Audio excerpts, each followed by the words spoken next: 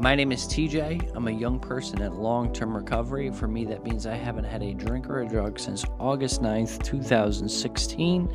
I'm here hosting the Recovery Matters podcast today with my guest, Antonio. Thank you very much. Very nice to have you on today.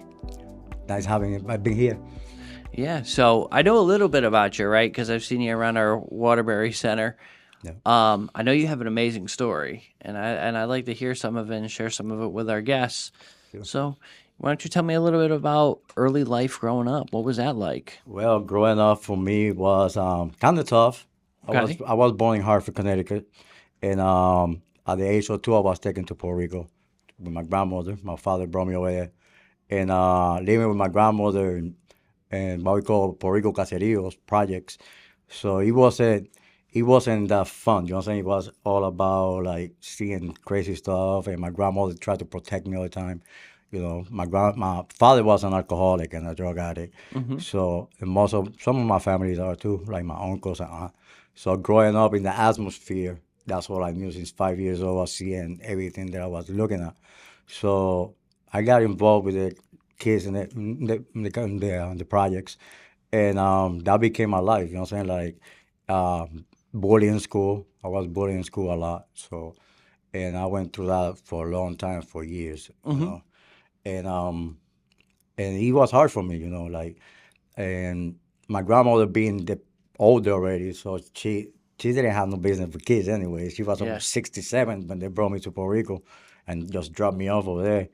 And it came an age that I got tired of being bullied. You know what I'm saying? So I started fighting back in school and everything, and hanging with the wrong crews and and being around all the bad kids at school. You know what I'm saying? Like I wanted to be with the top guys that were selling drugs. I wanted to wash their car. I wanted to be like them. I already knew at 6, 7 years old what I wanted. You know, Yep. like I want to be that.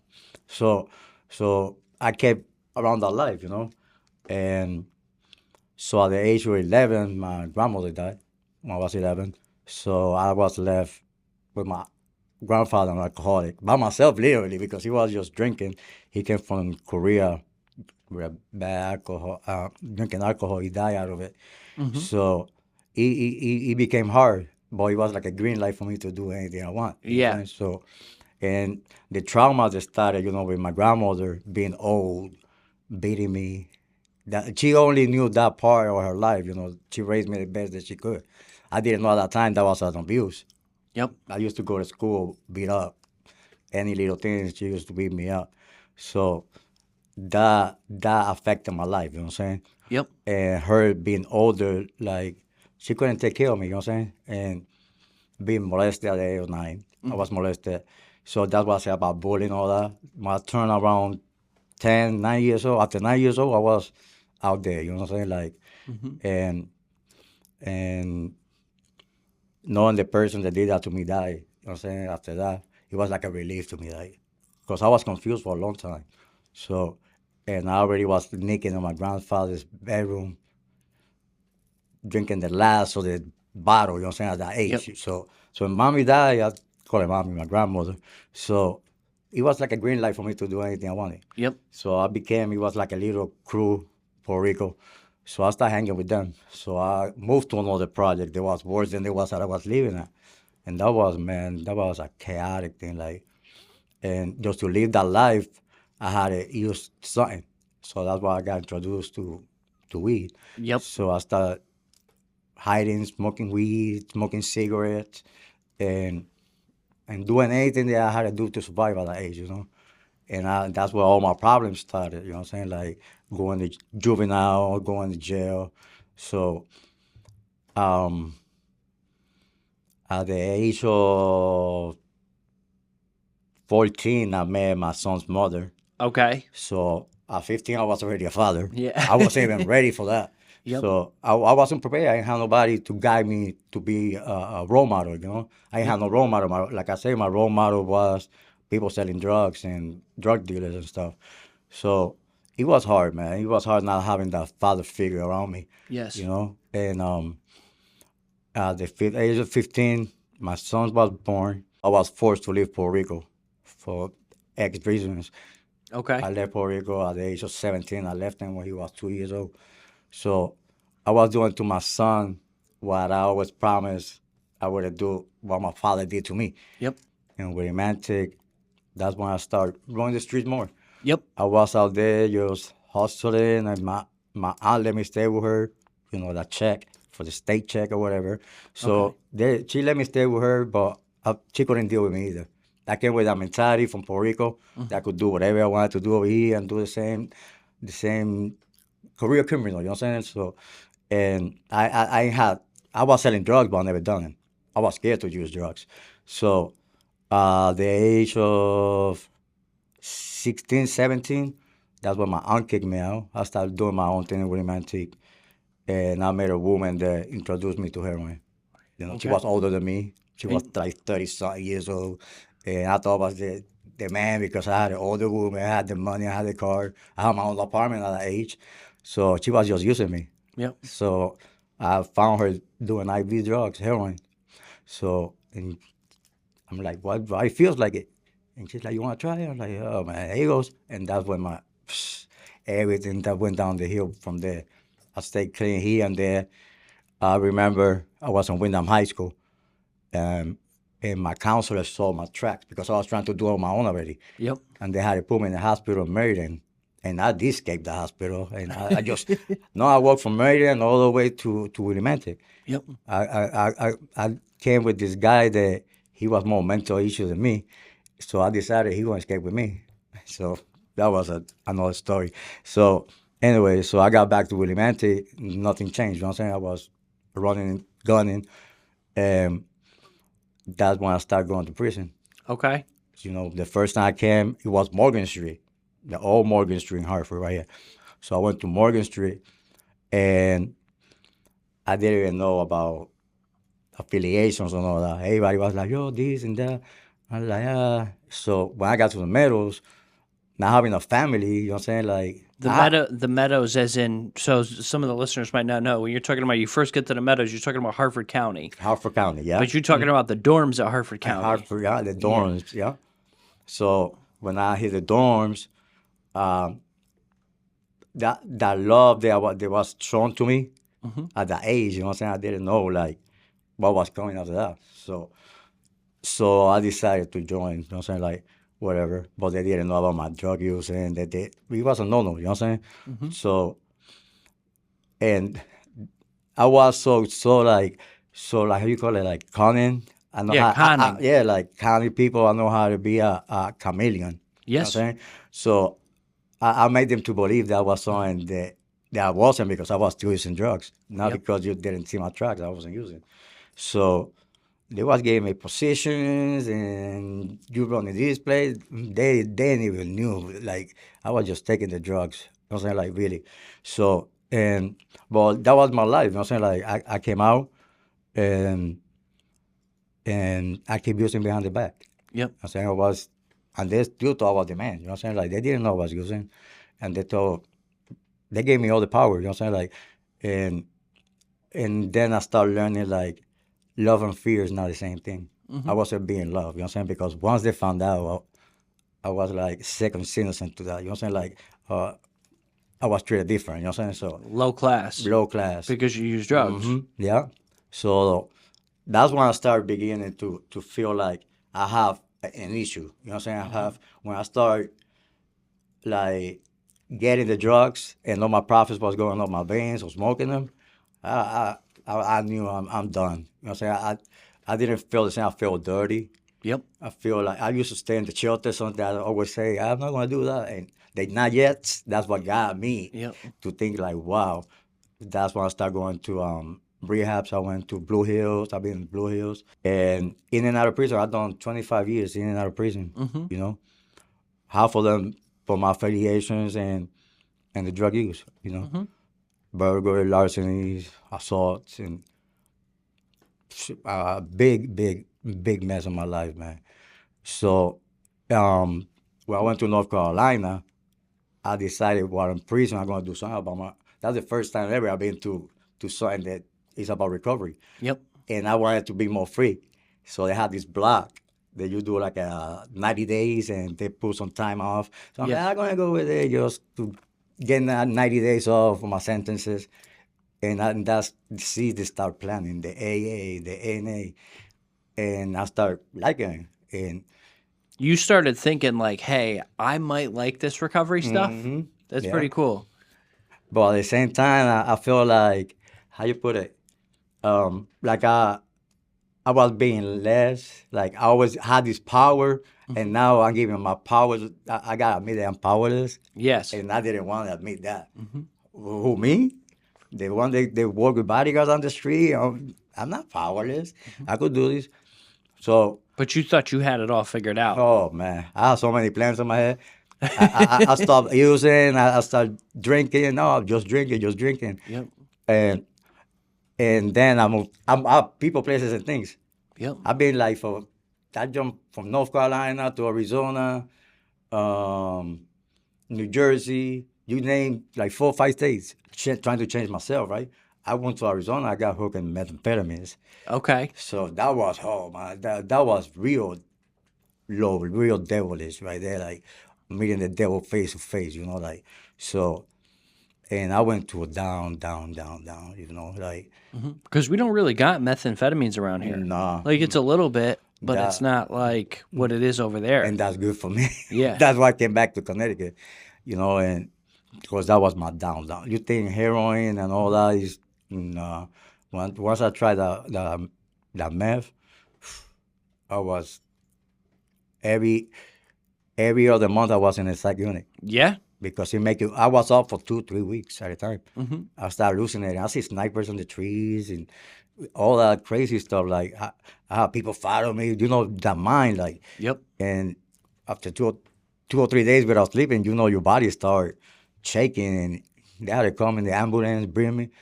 I ain't got killed by my higher power. My higher power is the one that got me to here.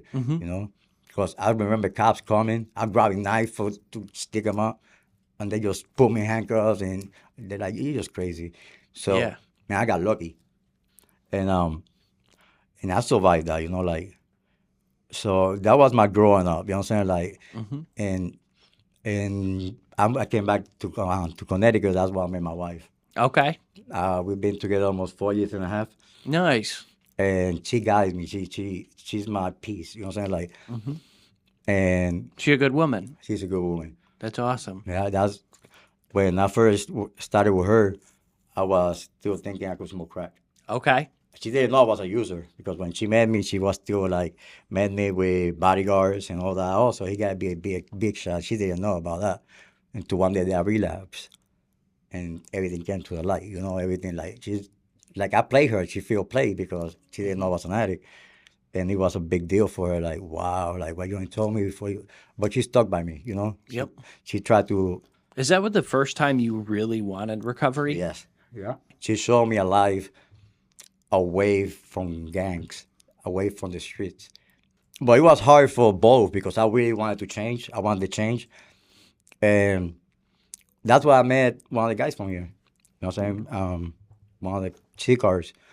I was in San Francisco. It was the week of Christmas. I think it was 4 years ago. It was in the ER. I remember because he left me the car and everything. And Christmas Eve, I left the hospital. He tried so hard to get, and that was the first time I was introduced to CCAR. Okay. So it went months. I relapsed again after that. 6 months clean, I relapsed, and I ended up in Horizons in Bridgeport. Yep. And over there every Wednesday, you got people from CCAR Yes. coming an hour, and that's when I started my real change in my life. Like, wow, they could do it, I could do it. I got a story that could help people. So. And the motivation with my wife too. Like she always keep telling me, "Oh, you got a story." You know what I'm saying? You came from the bottom up. For being real poor. You know what I'm saying? Like, Yeah. I'm still poor, but I'm more at peace with myself. Yes. So when these guys came around and started talking to me, I wanted to do that. I wanted so bad that when I came out from Horizon last year, when I came out from Horizon, I went to get my GED thinking I needed a GED to come to CCAR. Then I called Robert and he's like, "Yo, you know, GED to come to CCAR. Get over here. Get over here." So, and I felt so welcome, And that story, like, I got so much powerful story. You know what I'm saying? Like, my addiction took me places that could be there. You know what I'm saying? Mm-hmm. My story, how I really wanted to stay clean. I remember it was June 17, 2023. Okay.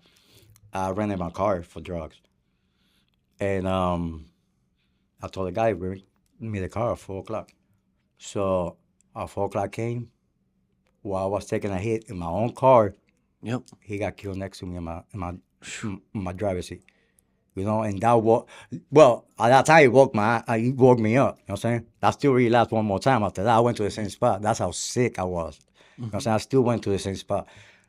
And that's why I said, nah, no more. So since June last year, I thought I could do it one time. I'm like, nah, I can't. And now dedicate myself to CCAR. You know, I just come and dedicate myself. I volunteer my time. Yep. That's my fix every morning. I wake up at 4 or 5 in the morning. I'm already getting dressed. And it's fun because my wife, even though she don't use, she's not an addict. Mm-hmm.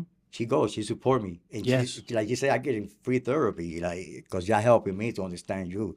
So, and I give my free time, you know what I'm saying, like, to help. You know what I'm saying? Yeah. I see you down there every time I'm down there. Yeah, I try my best, you know. I love, it's my family, you know what I'm saying? Like, the time that I put into the streets, I'm trying to do it in a positive way, you know what I'm saying? Because You're trying to give back. Mm-hmm. So if I did that in the streets, you know what I'm saying? I used to recruit people for the wrong reasons, you know. And whoever sees this, they're probably going to know, half of Connecticut know who I am. So they go see that it's possible for somebody like me that came that long, they could do it. You know what I'm saying? Somebody like you that changed your life. Yeah. So it's not easy, you know what I'm saying? Because I did, when they say when you come to recovery, it's a lifestyle you got to change. Change the whole lifestyle. It's, oh my God. You're going to change everything. Everything, people, places, things, and associates. You know what I'm saying? I don't associate no more. You know what I'm saying? Like, I don't go around my old associates. You know what I'm saying? Affiliated. You know what I'm saying? Because I had to change that. You know what I'm saying? If I go, even no matter how much I love people, even the ones they're not using, I still want to find here and there one they use. So, and that's going to drag me back. And I don't want to be in Northern again, in SRG block, because I'm affiliated to the whole state. You know what I'm saying? So I don't want to end up, like, today was all about, like, when people trigger you, it's not worth doing 10 years for somebody to say something stupid. Yep. Now I think about before I react. And, yeah, changing the lifestyle. Like, for me, it's a big thing. Now I love my peace. I love to talk to the deers. I get up in the morning.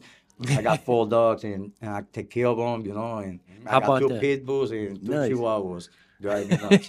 But I love it now, you know what I'm saying? Like, I don't have to worry about nobody trying to shoot me. You know what I'm saying? I've been shot 3 times, stopped once.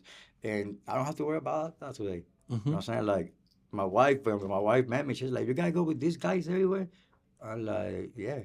And now I walk everywhere by myself. So, and it feels good, the freedom. I thought I had freedom all the time. No, this freedom that I feel now, like I say, I wake up, I go to CCAR, get my fix. That's my fix.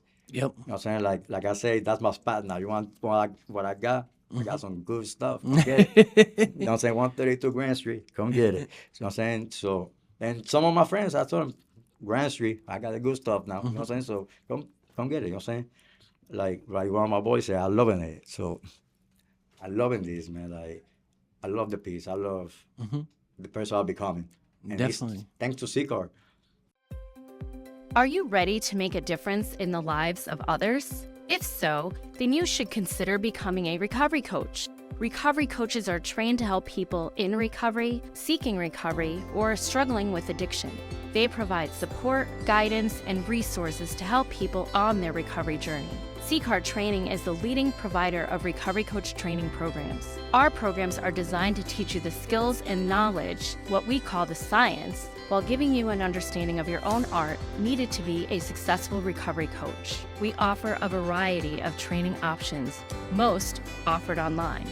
If you're interested in becoming a recovery coach or just learning more, I encourage you to visit our website or contact us today. We would be happy to answer any questions you have and help you get started on your journey to becoming a recovery coach. We hope you'll visit us at www.addictionrecoverytraining.org to learn more. Recovery is not easy. You know what I'm saying? People think because you come in recovery, oh, you cure. No, like I talked to you yesterday, like I'm going through my own things. You know what I'm saying? Absolutely. Like remember I told you about my mother? Mm-hmm. So my mother, I thought she abandoned me all this time. You know what I'm saying? Like I thought she was out of the picture. She's the one that gave me away. And I did the DNA ancestry and I found my sister. Went to visit her Saturday for first time. Never met her. I don't know nobody on my mother's side. How about that? Nobody. And things came out to the light that I wasn't prepared for, but I had to listen to it. Back in the days probably would have led me back to relapse, you know? Yep. Finding out that you're not abandoned, that they stole you. Yeah. You know what I'm saying? So it was like a shock to me because I wasn't expecting that. I wasn't expecting to hear, oh, she didn't abandon you, they took you from her. So I would have been in the streets. If it wasn't for CCAR and just the people around me that I could call, I would have been back on Park Street, you know? And today, I don't have to go there. Mm-hmm. I'm dealing with it, but in a positive way, you know what I'm saying? Like you were able to overcome a huge emotional situation.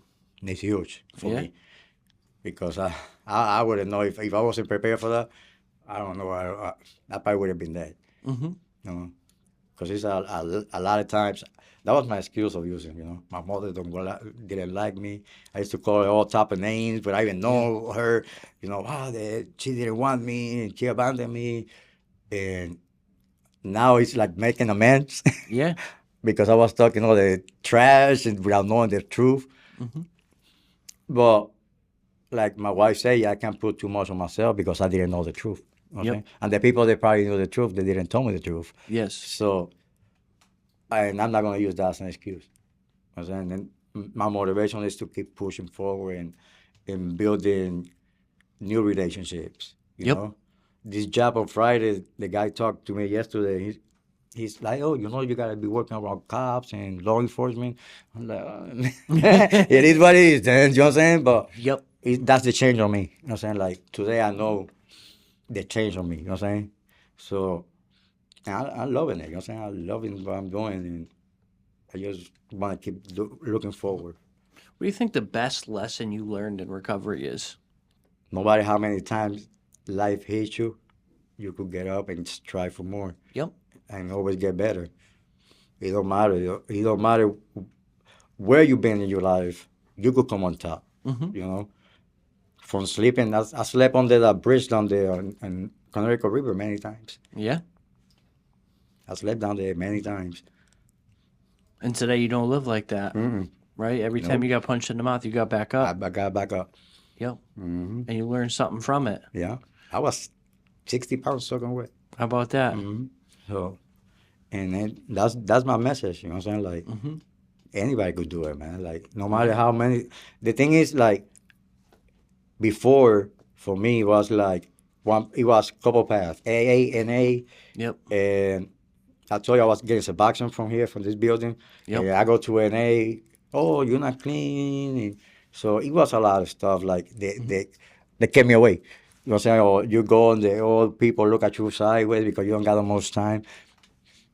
When I come to an all recovery meeting, I don't feel like that. Yep. I feel welcome, like, no matter, because the paths, I didn't know about different paths. Yeah.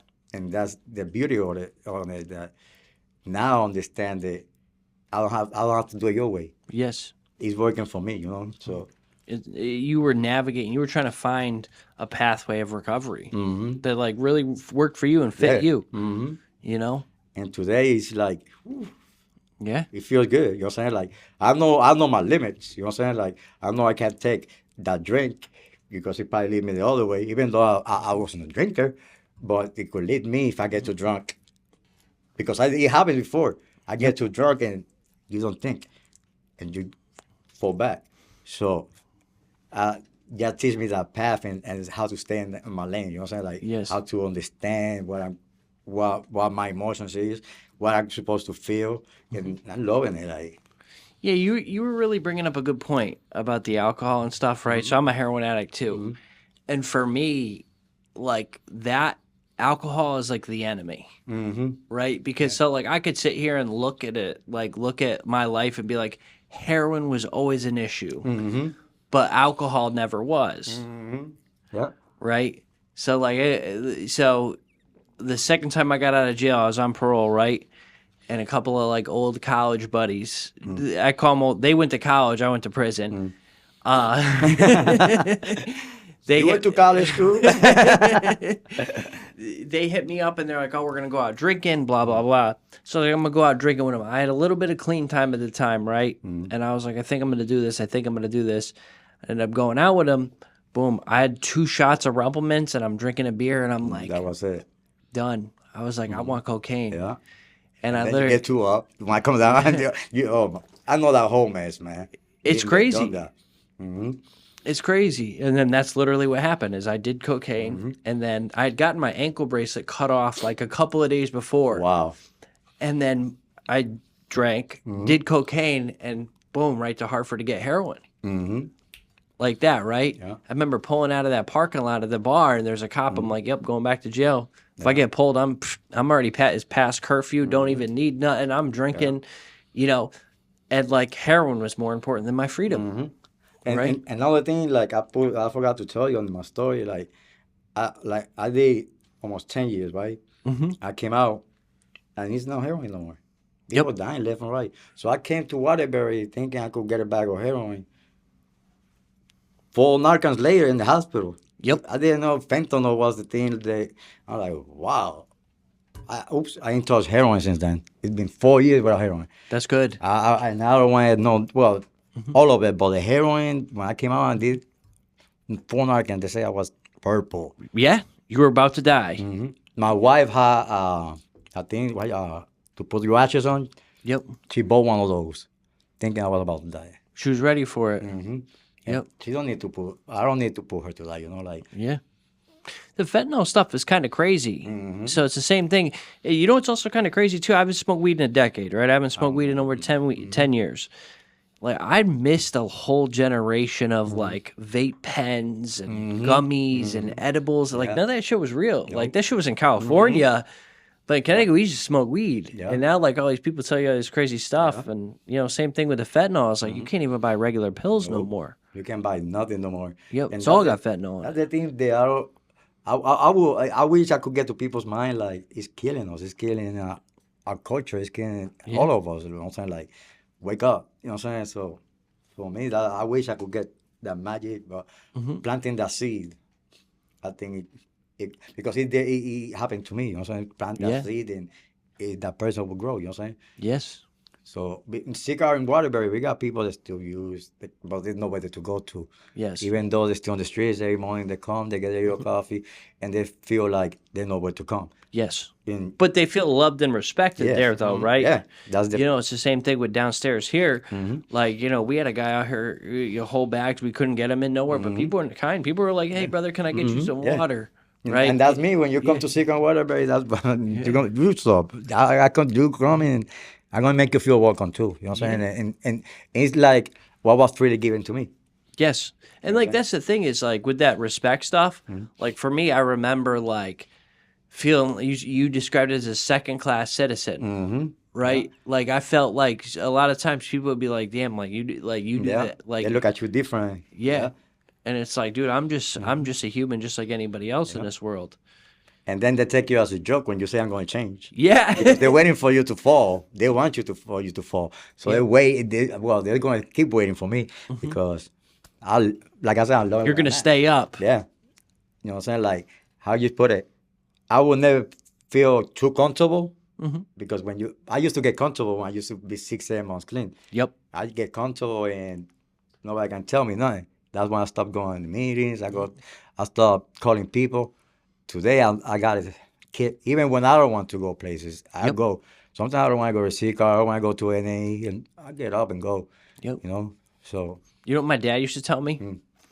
you got to get a little stupid to get it. Yeah. Yeah. Because because that's the thing. So I got sober at 22. I should think I knew everything.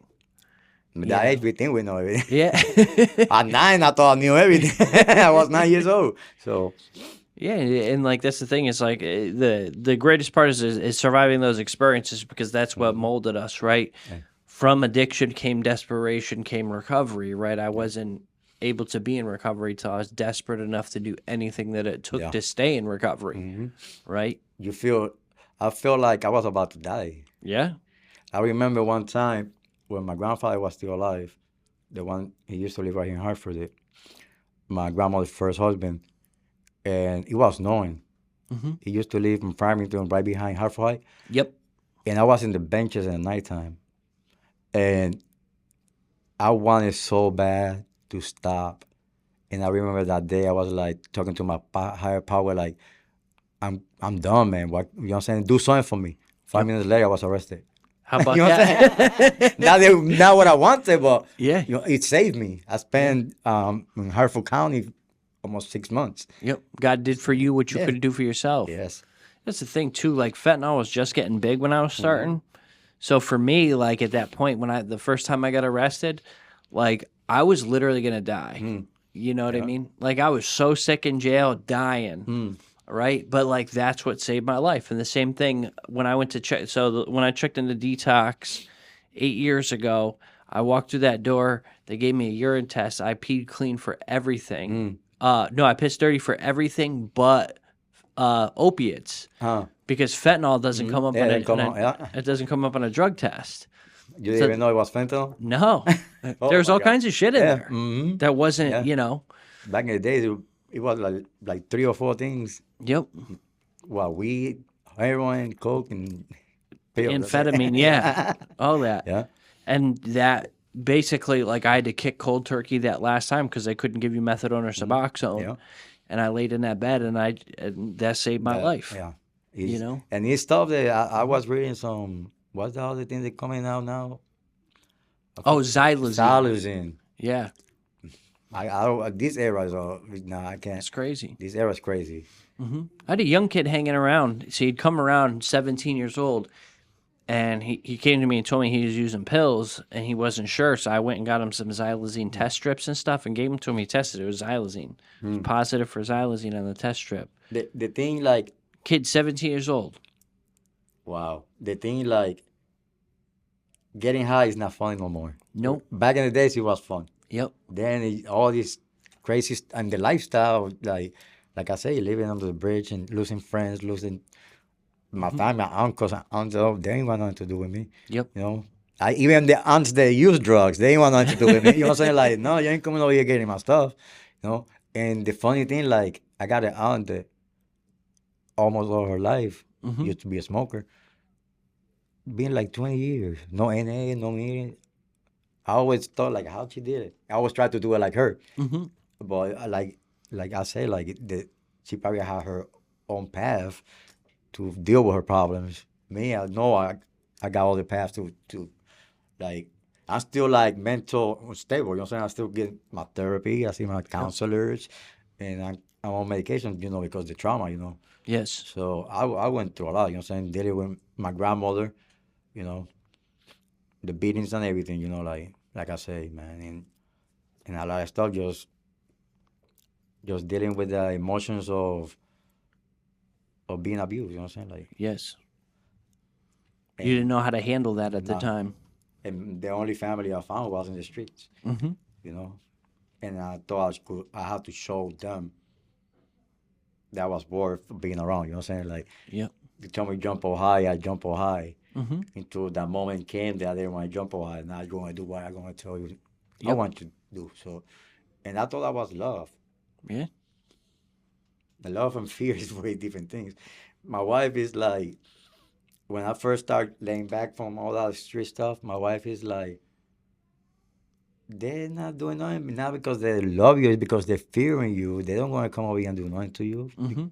So, and my wife is the one that opened my eyes, like, whew, like, real family, real friends that love you, they don't want you around the stuff, you know what I'm saying? Like, I still got a couple people they still associate too Yep. from the lifestyle, but they're positive. You know what I'm saying? Like, Yep. I got one that work with gang prevention with kids. You know what I'm Yep. saying? I got one that drives this bus driver. You know what I'm saying? Like, Yep. and they was checking on me to know that I'm doing good. Yeah. And that's the ones I like to have around me. You know what I'm saying? Like, Those are the type of people you want in your life today, yeah, right? Positive, uplifting. positive. Yeah. You know, it's like, remember when the whole thing with like COVID was going on, and we were talking about it, and people were like, you gotta be around. It's like that in reverse, right? It's infection in reverse, right? When you're around positive people, you get infected positively, and when you're around negative people, you get infected negatively. And like, Denzel Washington says, show me your 5 closest friends, I'll show you your future, right? So it's literally show me your 5 closest friends, I'll show you where you're going to end up, because you're going to be just Funny, like I was looking at a video like that just now. So yeah, I was looking at it. So yeah, I was looking at a video. It was about the father that the son was about to get married, Yep. and his son is like, invite 50 of my friends to my wedding, and the wedding only 5 friends show up, and he was like, I told you invite 50 of my friends. His father told him, I called 50 of them and told them to show up in 90 days, you're gonna be in trouble, and only 5 show up. Yep. So that's your real friends right there. Those are your real friends. So Yeah. it's crazy, like, but that's the way my life was. Yep. When time was hard, I was in the hospital locked up. He was nobody there, but Just you. just me. And now my wife, you know what I'm saying? She got me the hard way. You know what I'm saying? Like my last rehab, she's like, don't call me. I bring you your cigarettes, your clothes, but don't call me. And that was like for me to work on me, Yep. because I was too worried about what she was doing. Yes. But the rest of the people, not even a phone call, man. Yep. So I learned the hard way. So, but I'm glad where I'm at today. Yeah. I like to be alone. Yep. You could call me in a weekend. Hey, you want to go to the club? Man, I'm too busy. I'm watching the game or something. You know what I'm saying? I ain't even doing nothing. You know what I'm saying? I'm too busy. You know what I'm saying? Like, Yep. so, and I love it. I love my peace. That's awesome. Thank you very much. You're welcome. And thank you very much for coming on and telling your story. You have an Thanks. amazing story. And I can't just wait to see all the amazing work you do as a recovery Sure. coach. And, Thank you. And thank you for all the amazing work you're doing right now. Sure. All right, keep going. I appreciate you, Appreciate you. brother.